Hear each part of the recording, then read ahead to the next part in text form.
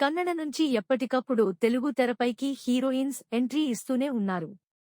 తమ గ్లామర్తో, నటనతో ఇక్కడ దూసుకుపోతూనే ఉన్నారు. సౌందర్య తరువాత కూడా చాలామంది కన్నడ భామలు టాలీవుడ్కి వచ్చారు. టాలెంటుతో పాటు కొంతమందికి అదృష్టం కూడా తోడు కావడంతో తమ జోరును కొనసాగిస్తున్నారు.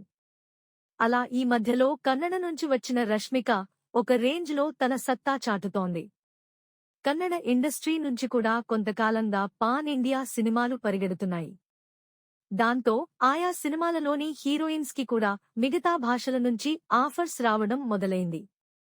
అలా కన్నడ వైపు నుంచి వచ్చిన కేజీఎఫ్ ద్వారా శ్రీనిధి శెట్టి, కాంతారా ద్వారా సంయుక్త మీనన్ ప్రేక్షకులను అలరించారు.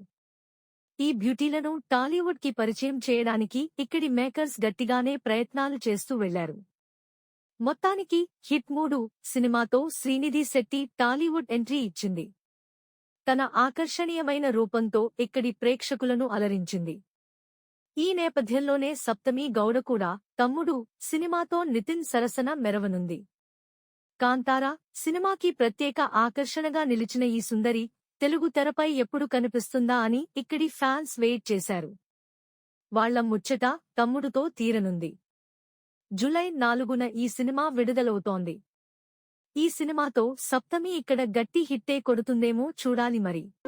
Please subscribe BCN channel. Please subscribe BCN channel. ఇందులో మీకు కావాల్సిన అన్ని రకాల హంగులు ఉంటాయి. Hi, this is MM Sri Lanka. Please subscribe to BCN channel.